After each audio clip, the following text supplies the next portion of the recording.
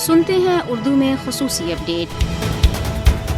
کل جماعتی حریت کانفرنس اور دیگر حریت تنظیموں نے اقوام متحدہ کی انسانی حقوق کونسل اور دیگر بین الاقوامی اداروں سے مطالبہ کیا ہے کہ وہ بے گناہ کشمیریوں کے وحشیانہ قتل پر بھارت کے خلاف جنگی جرائم کے تحت کارروائی کریں۔ خیمہ حریت سے وابستہ تنظیموں نے اپنے بیانات میں افسوس کا اظہار کیا ہے کہ اپنے ناقابل تنسیق حق خود ارادیت کا مطالبہ کرنے پر جموں کشمیر کے عوام پر گولیاں برسائی جاتی ہیں۔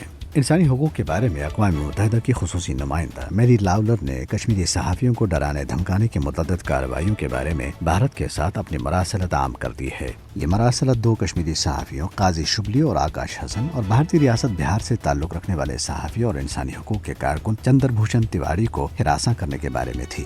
نیشنل کانفرنس کے صدر فاروق عبداللہ نے 5 اگست 2019 کو مودی حکومت کی طرف سے چھینے گئے حقوق واپس حاصل کرنے کے لیے بھارتی کسانوں کی طرح جموں کشمیر میں جدوجہد شروع کرنے کا اشارہ دیا ہے۔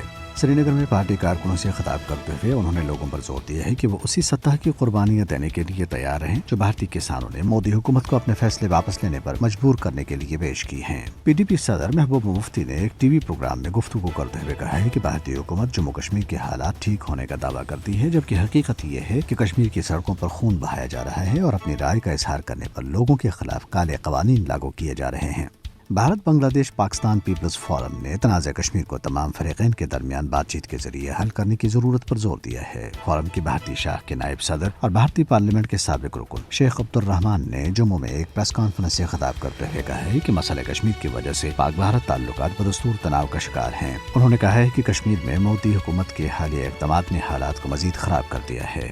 بھارتی ریاست ناگالینڈ کے ضلع مون میں بھارتی فوج نے کم از کم 13 شہریوں کو گولی مار کر ہلاک کر دیا۔ یہ واقعہ اس وقت پیش آیا جب فوجیوں نے کوئلے کی کان سے واپس آنے والے مزدوروں کی ایک وین پر فائرنگ کی۔